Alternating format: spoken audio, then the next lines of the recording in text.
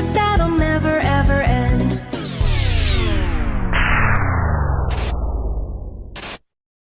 Run!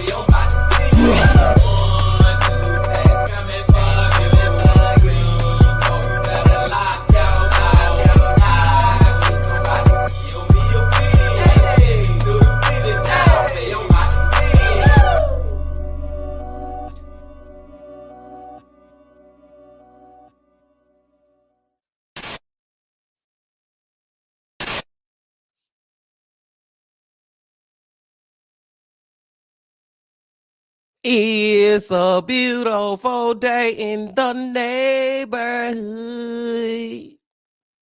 Reaction live stream number 14. In that neighborhood, my brothers and sisters. Welcome in once again, my friends, to another reaction live stream. Hope y'all doing excelente out there today. And I'm glad that you came on back to the channel once again. To Elf with the Bean, man. And first of all, we're going to go to the comment section and give a shout out to everybody who is in here for this stream. Callie Nelson, 1993. Happy Saturday, Bean Team. I'm so excited for another Tragedy Tales video. Yes, Bean Team, we are getting into the newest video from Tragedy Tales that he put out yesterday. My girl Lively. Woo, I'm excited to watch. It's always nice to spend time with Bean and the Bean Team. My girl Lively, happy you are here too. Fail. Hello, Bean Team. Happy Saturday. Happy Saturday to all y'all out there. Appreciate you being here. Also, we got GNX in his house. Get whatever you might need. Get what you need, please. We are here on another freaking Saturday. Flow, run. Like my boy Bray Wyatt said in the intro to our videos, y'all, run. Real talk. What's up, Flow? Glad you here. My girl Julie in the house. Hi guys. Hope y'all all doing great. Who else we got, y'all? I think that's all the people who have commented, but we got more people actually. Oh, hold on. We got my boy Saeed. We got shot Saeed in the house. What's up, Saeed? Glad to have you back as always too, man. But we got a couple more people watching who have not commented. But regardless if you comment or not, Bean Team, I appreciate you being here on this Saturday. Hope you're doing excelente out there today. And I'm glad that you came on back to the channel once again. To Elf with the Bean. Now, before we get into today's video, y'all, Bean Team, I want to know, have any of y'all ever heard of the game Kahoot? Somebody let me know down in the comment section. Have you ever heard of the game Kahoot? Kahoot. And I'm going to get ready to bring this up. GNX said, I have not. Okay. Well, okay. Fail said, have not too. Okay. Long story short, story long, Bean Team. Kahoot is a trivia game that y'all out there on the Bean Team will be able to play with me during our live streams. It's basically a trivia game that you have multiple choice answers to, and you can gain points as the more questions goes, and then the ultimate goal is to be number one. It's to be number one actually on the leaderboard at the end of all the questions. But for me to even show y'all even more, I'm gonna pull this up real quick. I'm gonna pull this up right here real quick so I can show it even more. Now, see, this one is the one, the Kahoot that I came up with that we're gonna do next week. We're gonna do this next week. We're not gonna do it this week. It's just me explaining to y'all what is the game. And I already have 25 questions, Bean Team, that I came up with that has to do with me or the people that I watch. You know what I'm saying? The Mr. Ballins, the That Chapter, the Coffee House Crimes, the Wi-Files, the Tragedy Tales, the Nick Crowleys, the Evil Intentions. I came up with questions having to do with them, and they range from, some of them are very easy to know as far as how channel go and stuff. Some of them is kind of, medium, and some of them are freaking hard, man. But I'm excited to play that game with y'all next week. Now, I just wanted to show y'all real quick, how do you actually join the game? So it's easy to join, y'all. It's not gonna be hard at all. One thing I want to say is it's a maximum of 25 players. I don't know if we'll have 25 players, but I just want to let y'all know that. So be prepared to try to get in there as soon as you can if you want to play. But I'm gonna be the host of the game, right? I'm the freaking host. So I'm gonna do this right here. I'm gonna start the game. This is a trial game. This is not the real game, Bean Team. This is just a trial game just to show y'all. And that's the game pen. Now, let me mute that. Now, all you have to do is go to Kahoot.it on your cell phone, laptop, iPad, whatever. All you have to go to Kahoot.it and then put in that pen number. And you also can scan. You can scan that QR code and it will bring you directly to it. So I'm gonna put in 462370. Then I'm gonna press enter. And the next thing I'm gonna do, I'm gonna come up with a nickname. STACK. And there you go. And somebody else can join too. Is this somebody watching the stream named Bumbo Clock? Somebody already know how to do it, man. But you see Stack there, you see Bumbo Clock there. In the game, this is like the lobby of the game, y'all. And I'm gonna make sure everybody know how to get in the game who wants to play before I actually start the game, man. I'm gonna make sure everybody actually get in there. Saeed said next stream, yes, Saeed. This is gonna be next stream. This is just me trying to explain to everybody who have never heard of Kahoot how to actually join the game when we actually play next week, man. So it's me in the game, and I'm gonna start, right? I'm gonna start. And like I said, it's just basic questions. Well, these are basic questions. The question that y'all gonna have next week is gonna be pertaining to our channel. But it's just basic questions. And the first one, what's 1 + 1? We all know that's 2, right, being team. So on your phone, you will have, I don't know if y'all can freaking see this. Y'all can't even see my phone for real. But on your phone, man, you will be able to select the answers. So you can select 2. And 2, there it is, right? And then once everybody make their selections, we go on to the next round, and we also see who actually got the questions right. They get points. If you don't get the questions right, you don't get points. And like I said, at the end of the game, we will see who will be number freaking 1 being team. We gonna play some Kahoot next freaking week, man. I just wanted to show y'all that it's not hard to join, y'all. It's not hard to freaking join. And like I said, next week I will most definitely make sure that everybody is in the game before we do the damn thing. But I digress. Also, before we get into today's video, as always, being team, the link is down in the comment section for anybody who wants to join. It's down there for anybody who wants to join, man. Let me go here real quick to the actual channel so I can pin that for everybody to see. Let me pin that for everybody to see. Okay. All right. Got that pin. Like I said, the link is down there for everybody to join. Anybody who want to join me up here on the stream, and we're about to get into this thing.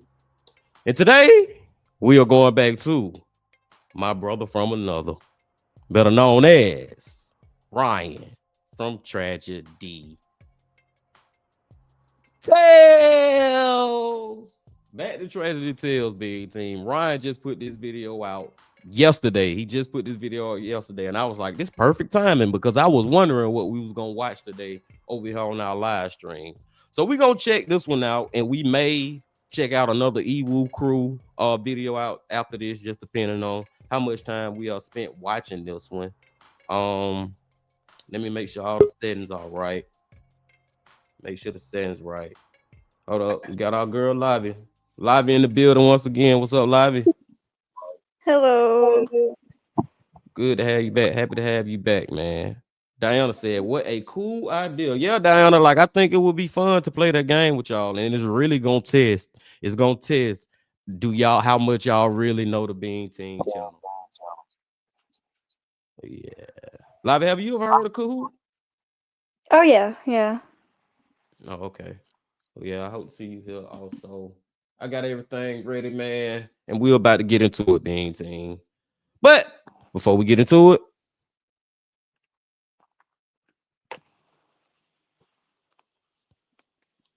get whatever you may need. Get what you need, please. We are back to Ryan from Tragedy Tales. Y'all got what y'all need? Y'all ready to go? Then let's go. I'm ready.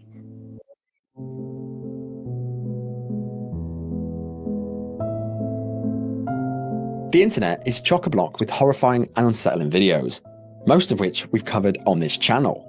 While some are recorded by accident, others are caught on CCTV by pure chance. But regardless of how they're filmed, once that moment is captured and uploaded to the internet, it's permanent. It's forever etched in time, and this week, we're going to cover 5 more shocking examples. But hey folks, and welcome back to the channel. I'm Ryan from Tragedy Tales, and over here we cover all things tragic. And this week is no exception. In this video, we're diving back into 5 clips captured moments before horror. From a wedding proposal that turned into tragedy, to a sudden road collapse in India. As usual, this week we've got clips from all across the world that are guaranteed to leave you grateful to be alive. But before we get into this video, we now have a Patreon. For $6.99 a month, I'll be uploading full, uncut, and uncensored videos early, before they're even approved by YouTube, as well as extra behind-the-scenes content. So if you want to support the channel, go and check out the link in the pinned comment and the description down below. Head over to my Patreon and check it out. Check it out, y'all. That said, strap in and let's get right into it.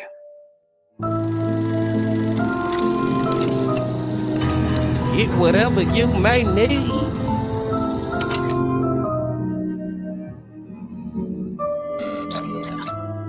Number 5.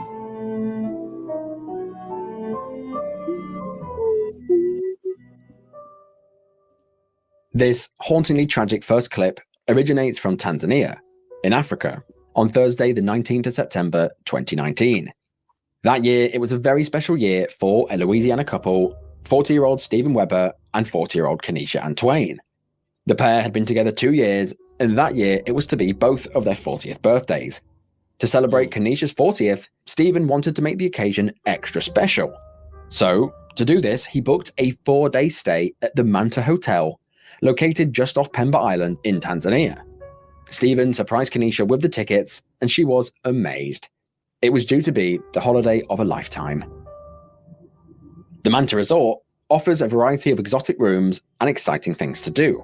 But what really sets the place apart is their special underwater room. Now this was very special. The double room is situated 820 feet away from shore and spans 33 feet underwater. I don't even know how they built this thing. This room allows guests to sleep under the waves and allows them to see the aquatic life from a completely new angle. This room costs a whopping $1,700 per night and is often booked out all year round. So, I'm just saying, man, it looks incredible, but I would never freaking do this a day in my life, Lobby. I'm not sleeping under no water. I'm sorry, man. I'm not booking a freaking room under the water. And I think Mr. Ballin, I remember this story from somewhere. I was gonna say I've heard of this one. I'm not gonna spoil I remember this story. Yeah, I'm not gonna spoil it. But I remember it. But regardless, man, it's like, no, I'm not doing it. I'm not freaking having a room underwater. CGT is in the house. Hi, everyone. Glad you showed up, CGT. Glad you freaking showed up. Red Pill. The next time Ryan covers natural disasters, he'll probably be talking about the fires currently ravaging Los Angeles. It's some of the worst we ever had. I agree, man. And just condolences and prayers up to all those people in Los Angeles who was going through those wildfires, man. I was looking at some clips of it earlier, y'all, on YouTube. It's unreal to look at how these people houses and businesses are just destroyed, just gone, y'all. And I think it's 11 confirmed deaths so far. So rest in peace to those people, man. But it's crazy how the wildfires are. And it's so crazy also how it's wildfires going on in Los Angeles, in California, and where I live at, it's cold as freak. It's like, what? GNX, me and my thalassophobia could never. I don't know what thalassophobia is, but I think you saying that I would never freaking go underwater. I agree with you, GNX. I digress, y'all. Let's keep going, man. In mid-September, the pair traveled from their home in Louisiana and settled into their underwater hotel room nicely. There's Steven. Nobody said you can go in there. Curious. Alright. This is our living room. Right. Going upstairs to the top floor.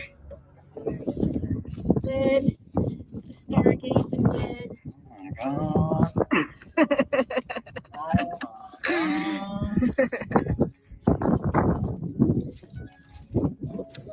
Here we go.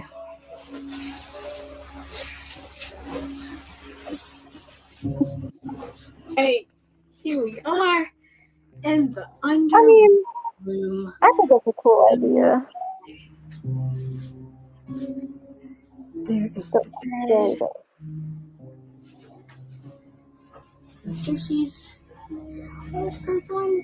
There's more. Amazing. on, Steven. Babe, look, a shark. Not funny. All right. On their holiday, they were having the best time together. They went on a safari and they went snorkeling as well as diving. They were having the best time until the 4th day of the trip. On the 19th of September, Kanisha was chilling in the underwater hotel room when all of a sudden, Stephen appeared at the window with a snorkel and a pair of flippers. In his hand was a handwritten note enclosed in a Ziploc bag. All on camera, he placed this on the window and the note read, "I can't hold my breath long enough to tell you everything I love about you, but everything I love about you, I love more every day." Kanisha read this and Stephen flipped the paper, revealing the words, "Will you please be my wife?" before pulling out a ring from his shorts.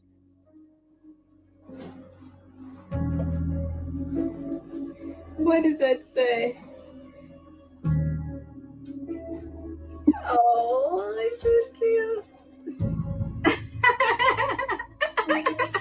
I mean, don't get me wrong, y'all. Don't get me wrong. It's very romantic what they are doing. It's romantic as freak, man, but it's dangerous at freak at the same time. It's like, oh my God, man. Diane said, maybe I can take a nap, but not overnight, and the other person need to be awake. Yeah, the whole time. Most definitely. Let's go.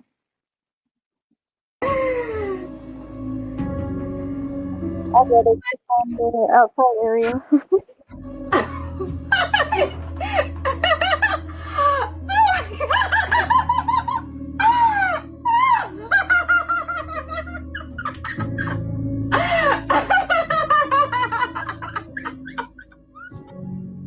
Kanisha went wild.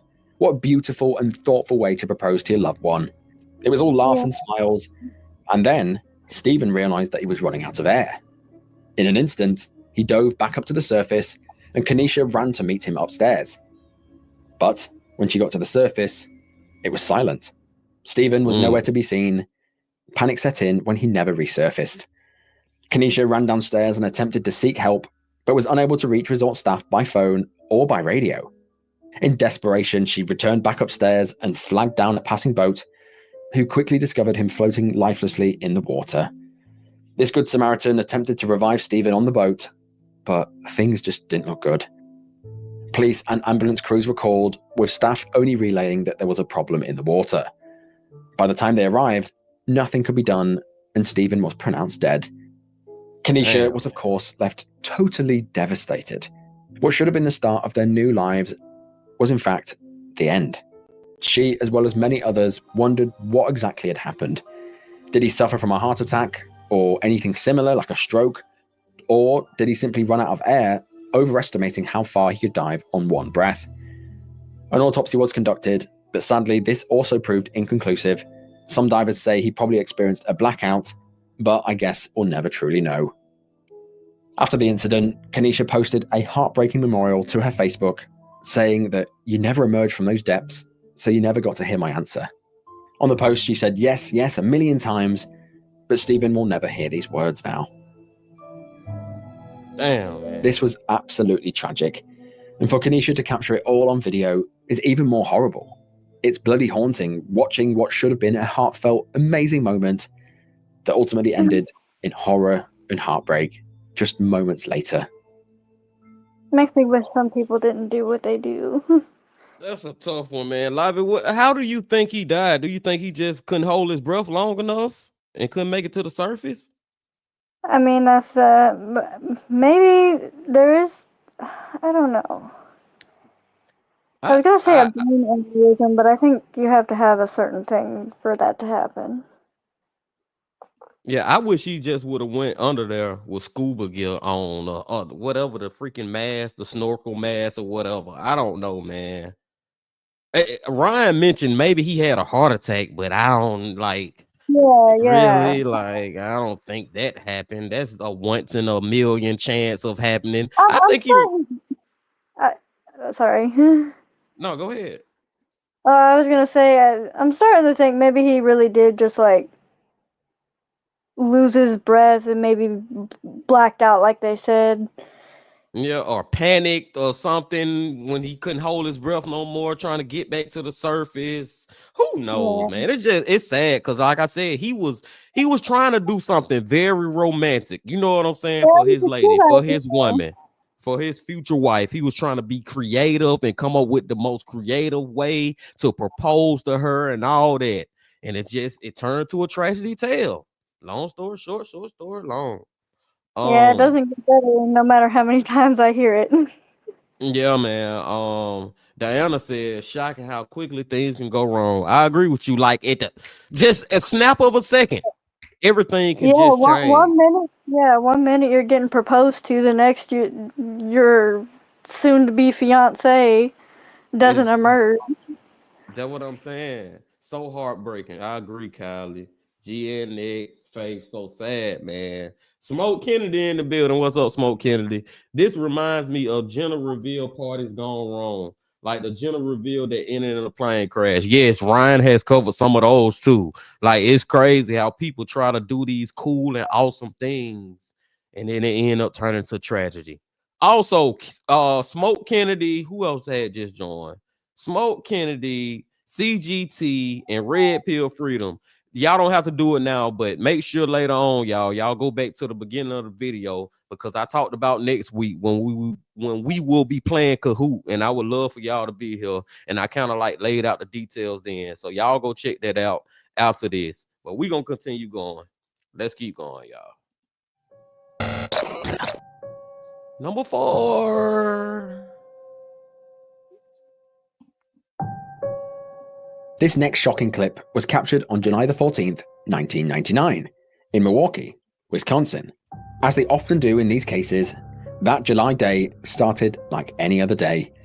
The sun was shining, the city buzzed with people going about their day, and while everyone went to work, approximately 150 construction workers made their way to a construction site on the west side of Milwaukee.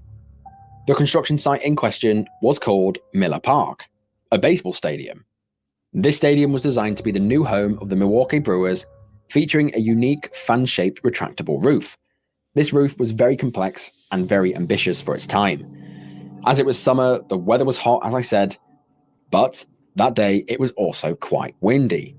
Temperatures hovered at around 30 degrees Celsius, but the winds reached up to 20 to 25 miles an hour. While the wind was high, it was something that the workers appreciated on hot days like this.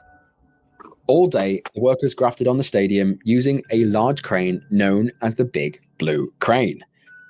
This crane was a Lamson LTL 1500 crawler crane, featuring a maximum lifting capacity of 1,500 tons. It was one of the largest crawler cranes in the world at the time, and it made easy work of anything they needed it to do. Until that fateful day. At approximately 12 minutes past 5, as workers were lifting and assembling a massive part of the roof section, the wind suddenly got worse.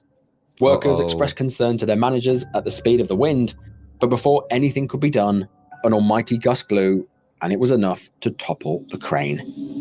Lucky for this series, a safety inspector was filming the construction of the stadium that day and captured the whole collapse as it occurred. With a load of over 450 tons on the hook, you can see all on video as the crane came flying down, pulverizing anything in its destructive path. Oh my God. Yeah, no.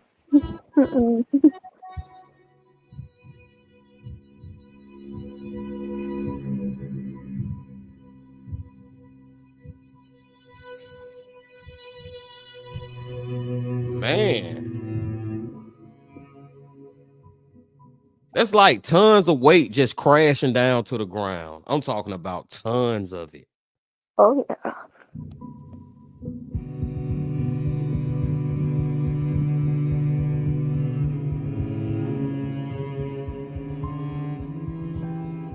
It fell to the ground with an almighty bang. Everyone looked around and realized the crane had toppled. Ambulance teams rushed to the scene, and when they got there, they were met with a devastating wreckage.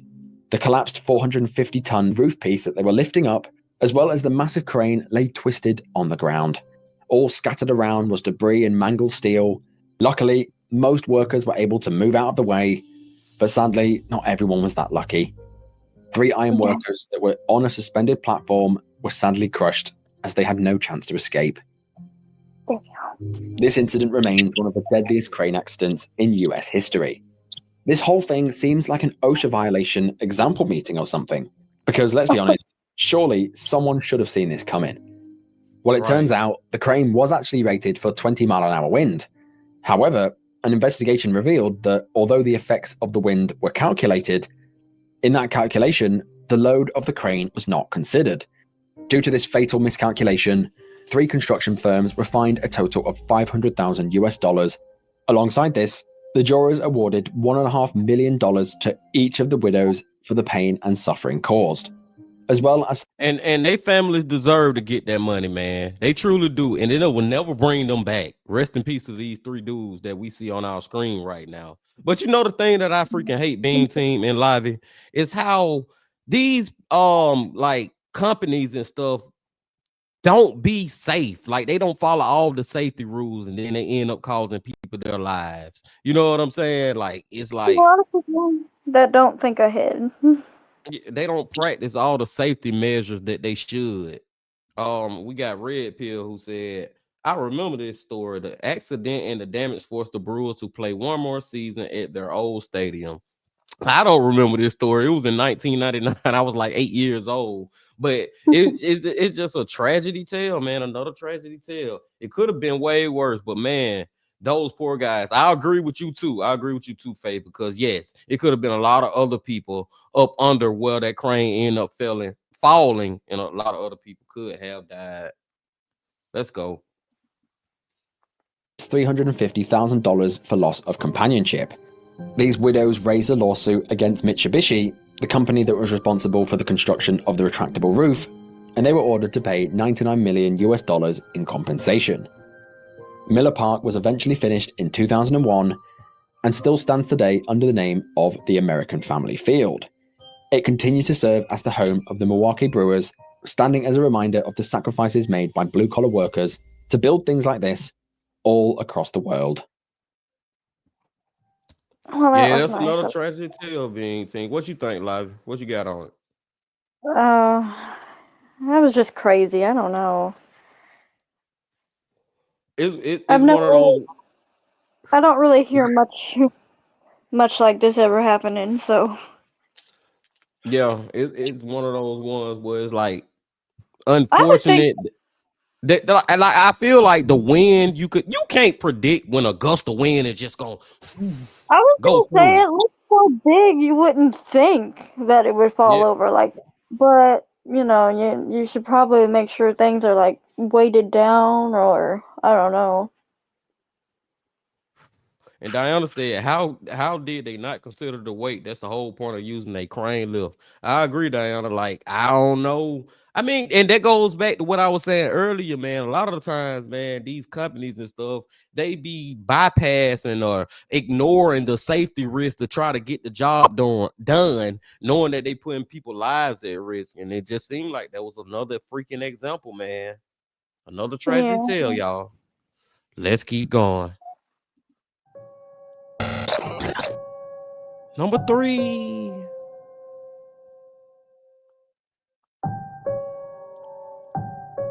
This next clip was recorded on July the 10th, 2018, in Pretoria, South Africa. On that day, 16 passengers and 3 crew climbed aboard a Convair 340 for what was supposed to be a simple test flight, a decision that I'm sure now haunts them all. The aircraft in question was a dual-engined Convair 340, built in 1954. The plane belonged to Rovos Rail, a luxury train company in South Africa, and over the years, it was put through its paces on countless scenic and charter flights before eventually being retired in 2009. For almost a decade, it sat unused until early 2017, when Rovos Rail decided to donate the aircraft to the Dutch Aviation Museum, the Aviodrome, located in Lelystad, Netherlands.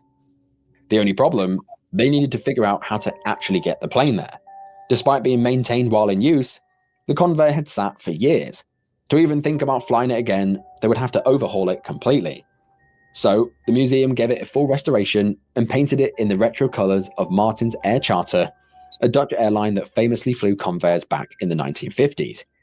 Fast forward to 2018, repairing the plane was not as easy as they first thought. More maintenance was conducted, and by July, everything was almost ready. They began prepping it for a series of test flights. Now, this was all leading up to July the 10th. On that day, its first test flight was planned. This test flight was to take off from Wonderboom Airport in Pretoria and fly to Johannesburg International Airport and back, a short round trip of around 80 minutes. If this flight went well, the plane was set to depart to the Netherlands 2 days later, making its way through Eastern Africa and Europe. That day on the plane, there was 2 pilots along with an aircraft maintenance engineer. They were feeling confident, so confident in fact that they allowed 16 other passengers to join the flight, something that is far from typical for a test run. Before boarding, they made everyone sign a waiver just in case something went wrong. Oh no. I'm out. Hey, love you, I'm done, man. Nope. Why the freak I gotta sign a waiver? Nope. Why am I sign a waiver? No, I'm good. I don't already like heights, let alone you telling me I gotta sign a waiver. No, I'm good. I'm good on that one, boss. You can go ahead. And it's so crazy that this is the test run, being team. This is not even the real thing. This is a test run. And they letting all these people on this freaking plane. And for me, I'm just sitting back like, why are y'all even trying to restore this old ass plane anyway? Didn't Brian say that this plane was first built in 1954 or something, and now they have like remodeled it and renewed? Like, I think he said the 1940s. yeah, it's like But it's that's so way crazy. back in the day. Like, why are we even freaking trying to renew this old ass plane? Put this old ass plane in a museum somewhere, and let's build a new one. Like, seriously, let's recycle the parts or something and build a new freaking plane, man. This is freaking crazy. Oh, 16 pesos on a test light is crazy. That is crazy, being team. It's a safety test, not a ride. What the? Seriously, Diana, what the freaking freak, man? Red pill. As soon as they tell you to sign a waiver, it's time to give them a finger and say you got better things to do. Like, what? I agree, bro. Now I'm out on that one. I am freaking out. Yo, this is wild. I could never. I'll watch from the safety on my couch in front of the TV. Like, I couldn't agree more, Kennedy. I couldn't agree more with you. This is wild, y'all. And it's like we all know it's gonna end bad. But let's see what it actually end up being. It's worth noting that this was its first test flight in 17 months since they started the restorations. At 4:20 p.m., the plane was sat on the runway with everyone on board, the engines fired up, and the Convair lifted up into the skies. Conditions were ideal. There was light wind and scattered clouds, nothing that would have posed a problem. Except an old plane. I know, right? But you all know how these stories go. Just moments after takeoff, thick black smoke started pouring out of the left engine, followed by flames. And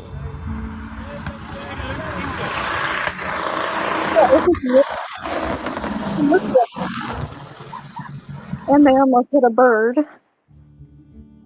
Inside the plane, one of the passengers captured footage showing the violent shaking of the engine housing as fire spat out of the exhaust. They were recording this footage to use as troubleshooting later, so most on board assumed that it wasn't serious. They figured that it was good that the issue started early, thinking that they would just turn around, land, and sort it out. Instead, things took a much darker turn when the plane started losing altitude fast. You better hit it for the runway. You better hit it for the runway quicker than trying to. Because it's getting bad. This is getting very bad. Okay. Yes, it is.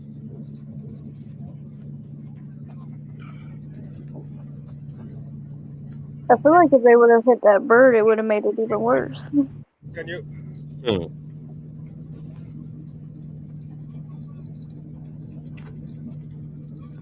Woo! I did a cut. We did the engine cut. So you run it on mark.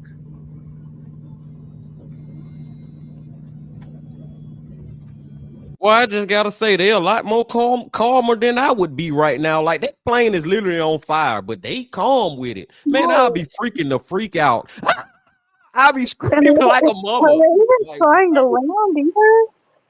I don't know, man. They are very freaking calm though. I would be freaking out being team serious.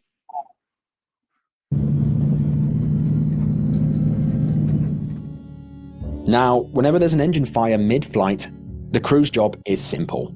Shut that engine down. But, for reasons nobody can quite explain, the pilots did not do that. Despite being warned by both colleagues verbally as well as multiple cockpit alerts, the pilots never disabled the engine and never activated the fire suppression systems. Boy. Both Australian pilots were very experienced, with the captain having over 18,000 flight hours under his belt. But he had only 63 on this plane, and the co-pilot had an unknown confirmed number of hours on this plane as well. So both of them didn't have that much experience with this particular aircraft, and this was the reason they brought with them the first engineer to make up for their lack of experience.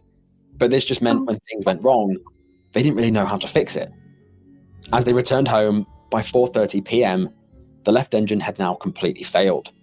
Desperately, the pilots tried to make it back to Wonderboom Airport, and on the ground, people watched in terror as the aircraft sputtered overhead, debris falling everywhere as it struggled to stay airborne. Then, disaster struck. Just 2 kilometers from the airport, the conveyor clipped power lines before crashing straight into a factory. Damn. Oh, yeah, no bad. Can you? This should have never been allowed to happen. Nope.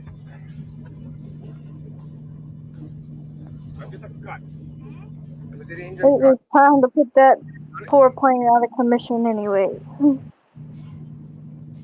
Not in this way.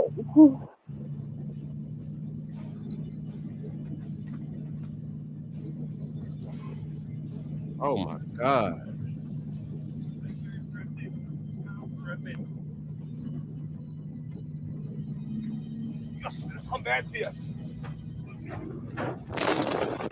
Oh, I love how some people say the older the better. This is not one of those. The impact completely destroyed the plane, but miraculously, it didn't explode into a fireball. A rare stroke of luck in these kind of cases. Emergency responders rushed to the scene and pulled out injured passengers and got them to hospitals. But luck just couldn't save everyone. A factory worker that was on the ground, that was just doing his job, was instantly killed. Inside the wreckage, the flight engineer was dead in his seat, and the pilot in command fought for his life for 18 months after this incident before succumbing to his injuries, bringing the total death toll to 3. When investigators started digging into what caused the crash, they discovered some disturbing details. Neither of the pilots were qualified to fly the Convair 340. Both of them only had licenses for a single-engined aircraft. To make it worse, cockpit recordings revealed confusion as well as chaos during the final moments after takeoff. The crew failed to activate the fire suppression system and just let the fire rip through the plane, disabling and crippling vital systems. The final report, released in August 2019, pinned the blame on poor as well as catastrophic mistakes made by unqualified pilots. Investigators concluded that if they had shut down the engine and put out the fire, the plane could have easily landed safely, avoiding any casualties. Despite all of that's crazy, man. Like, why did they not shut down the engines? Like, why did y'all? I don't know, man. This one of those frustrating ones. Like, know this. What you said? Oh, I said you'd think they would know this. Yes, like why I don't understand why they didn't follow like basic rules. Like, dude, shut down the engines, put out the fire, let's land safely. But no, y'all rather do this, man. I don't know, man. Oh, Jack. Or they Jack, weren't properly informed.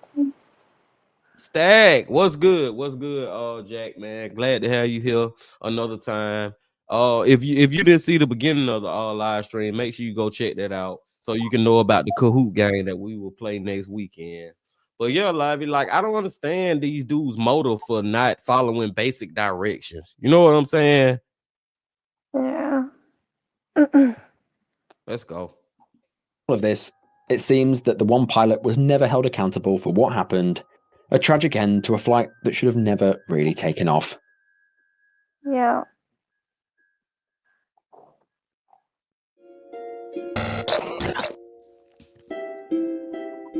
Number one. And if y'all didn't notice, Ryan skipped over 2 because Ryan freaking he be put out these videos, y'all, and YouTube be doing him wrong, man. They be doing my brother from another mother wrong, man. He be putting out these videos, then they be censoring them, they be blocking him, they be giving him the yellow flag. If you know what I'm talking about, you know what I'm talking about. He can never put out a good video without YouTube trying to, and it's the same thing with me, but we skipped from 3 to 1. But let's go. It's so strange though, because there are so many other channels like his that don't get no flack. Yes, like I don't know what it is with him. I think he just have, and I hate to say it, but I think he have built up that type of reputation from YouTube, so they just automatically think all his stuff is, I don't know, bad or something. He get a lot of flags, man, and that's why he put out that Patreon too, y'all. If you want to join the Patreon to actually see some of these other clips, there you go. Right. But let's get to number 1. This next horrifying clip was captured on March 31st, 2016, in the Indian city of Calcutta, situated in West Bengal. That day, the sun was shining, it was beautiful weather for the folks of northern Calcutta, all the residents were going about their errands, totally unaware that something terrible was about to occur. In Kolkata sits the Vivekananda Road. This road is a lifeline for that part of the city, connecting neighborhoods and people together. Along this road are densely packed businesses and homes. The entire street is a hub of activity for the city, with thousands passing through each day. Because Kolkata is one of India's busiest cities, traffic in this area was often really, really bad. So, a flyover spanning nearly 2 kilometers long, covering the width of the street, was being constructed over a portion of the road. And that day, like any other, construction continued above while locals bustled about below. The flyover project was originally awarded to a construction company called IVRCL in 2008, and it was supposed to be completed by 2010. However, various delays plagued the project, poor management, labor issues, and a lack of quality control meant that the flyover was only somehow 60% finished by 2016. Absolutely insane. That was 6 years after they'd started. All they were building was a 2-kilometer long road. Yet, despite the ongoing delays and clear signs that there were problems, work continued on the flyover every day, with concrete being poured on the flyover on March the 30th. On the morning of March the 31st, construction workers arrived at work to work on the flyover, and as they were working, many workers reported hearing a loud cracking noise coming from the flyover. Yet, they thought nothing of it and construction continued. At 12:40 p.m., the streets were packed as usual, with vehicles and pedestrians moving in and around the flyover, until, completely out of the blue, the ground seemed to tremble, and in an instant, around 100 meters of the flyover fell. No. Oh! No!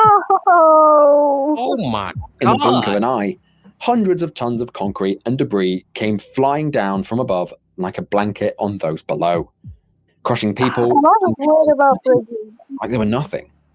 Absolute chaos unfolded as innocent bystanders that were just going about their daily lives suddenly found themselves trapped in a nightmare.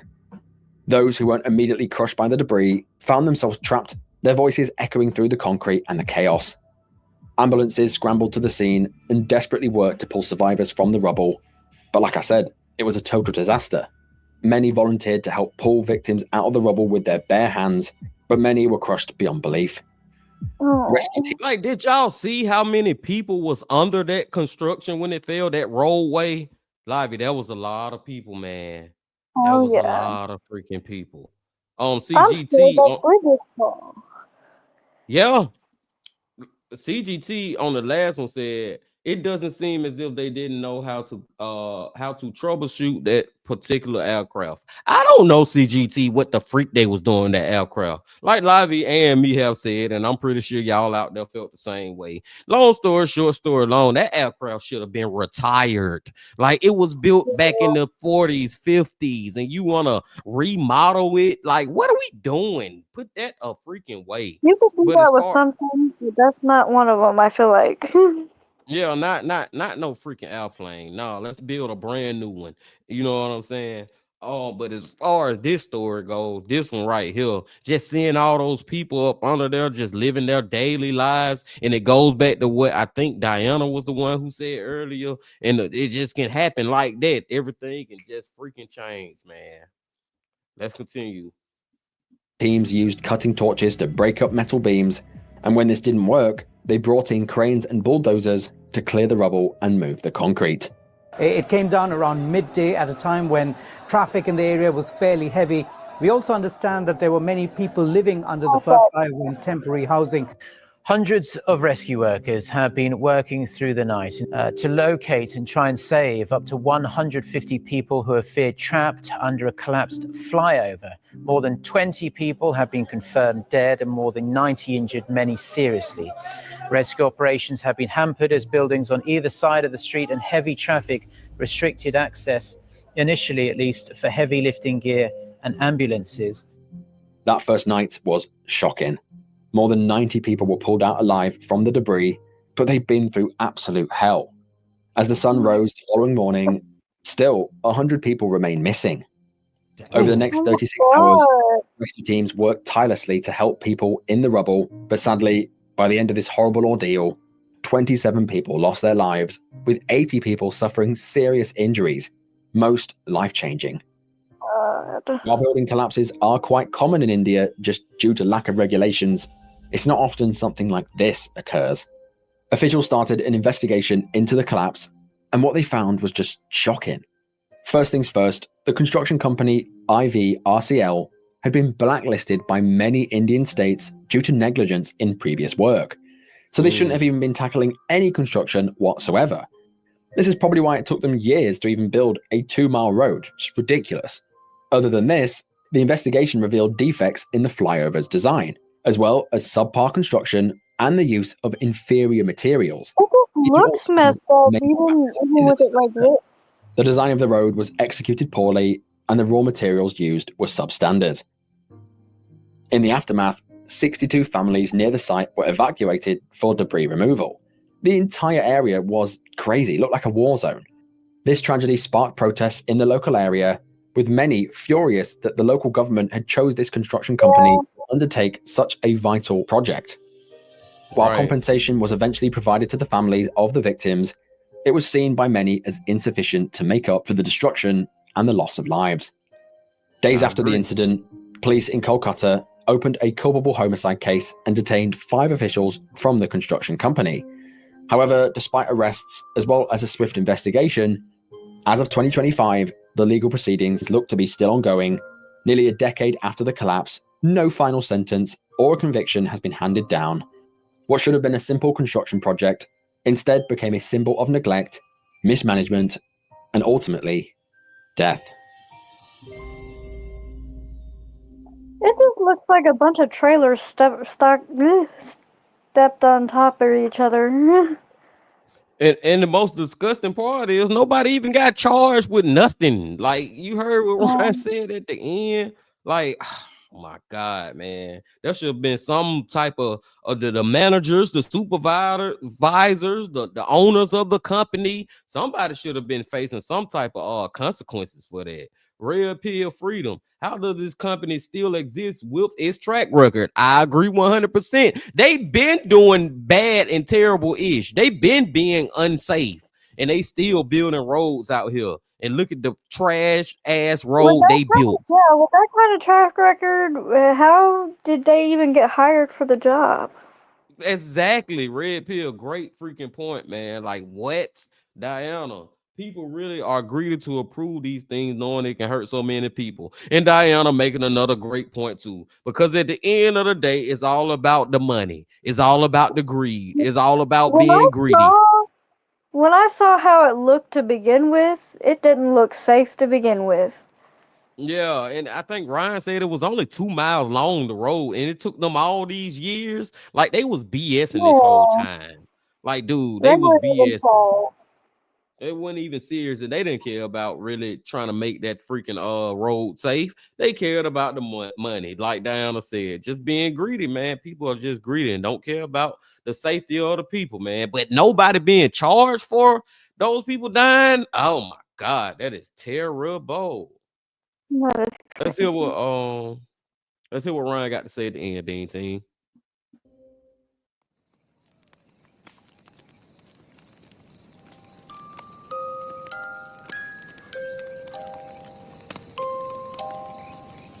But that is the end of the video. May all the folks featured rest in peace.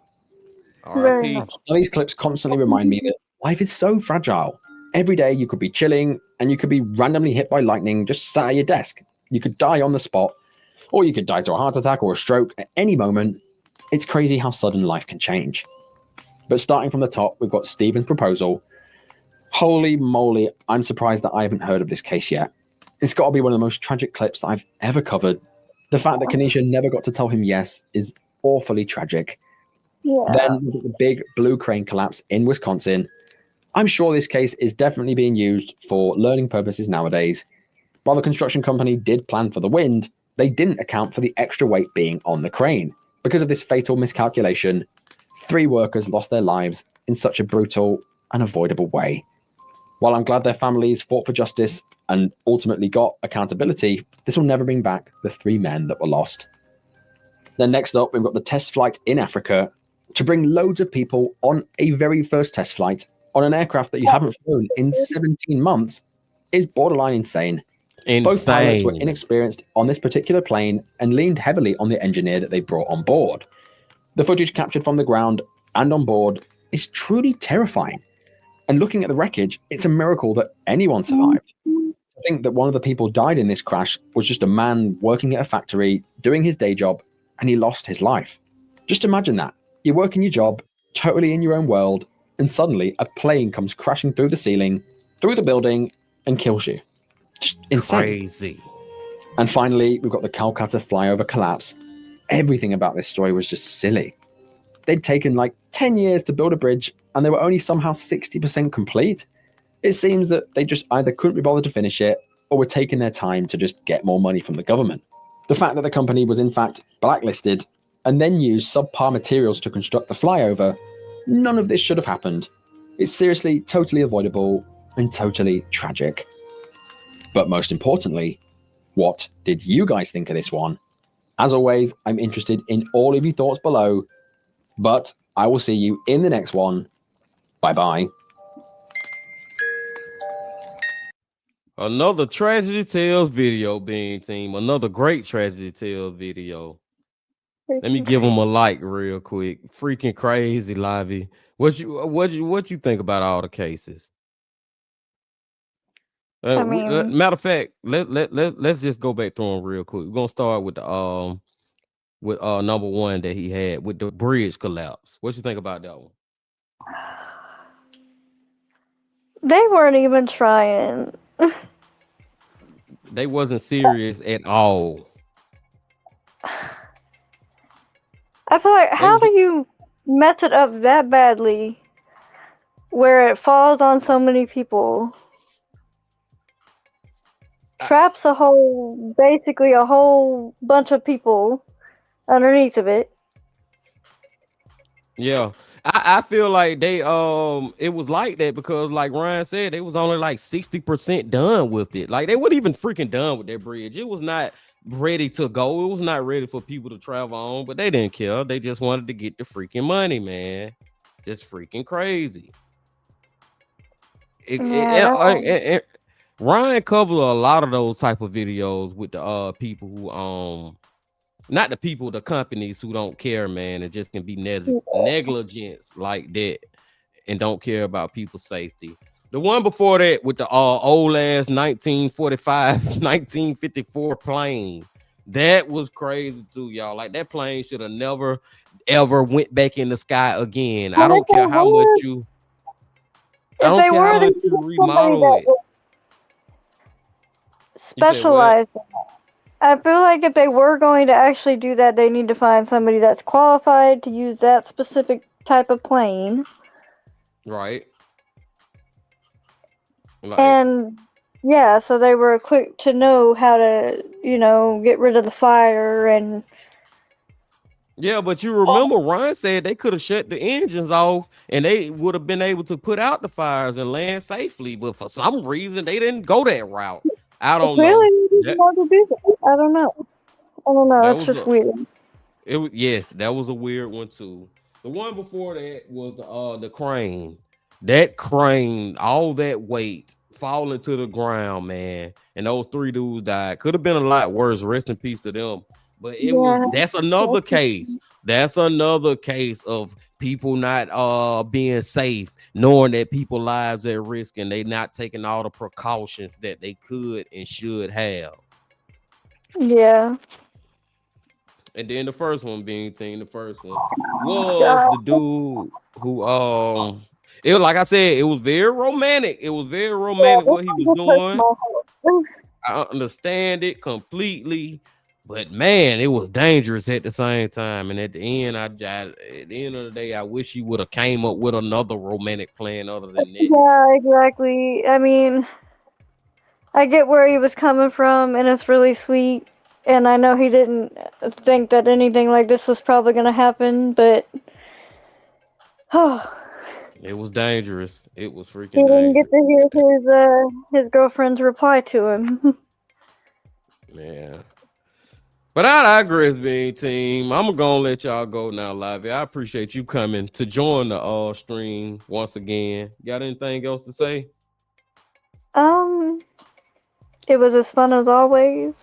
I don't really have nothing else to say this time, but these were crazy stories. Yeah, I appreciate you coming up here, man. You always show love showing up to the channel and stuff, man. Make sure you come back all next week. We're gonna have some fun Oh next yeah, week. I'm gonna try and make it for the game. All right. I'll talk to you later. See ya. All right. And M Flow, my girl M Flow said, "Happy belated birthday." And hey, man, yes, I didn't say this earlier, but M Flow, you just reminded me. Shout out to all y'all that sent me a happy birthday wishes, Bean Team. I did not expect to get all those birthday wishes that I got on Mike from that chapter video, but I got a lot of birthday wishes, and I really appreciate y'all doing it. Most definitely, man. What else M Flow said? We're gonna get you a cane.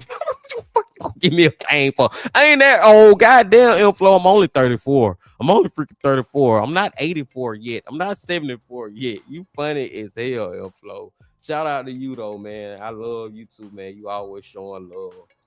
But like I said, I digress, being team. Another great video from Tragedy Tales. I appreciate all y'all coming on back as always. I appreciate Lively being here as always. And as always, being team, what I've been saying from the beginning of this live stream. Next week, next Saturday, we will be playing Kahoot, man. So y'all make sure y'all come on back for that. And I'm gonna let y'all go, man. I'm gonna let y'all go.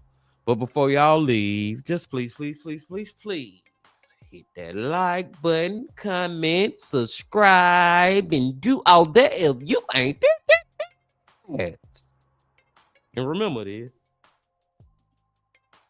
love, peace, and happiness.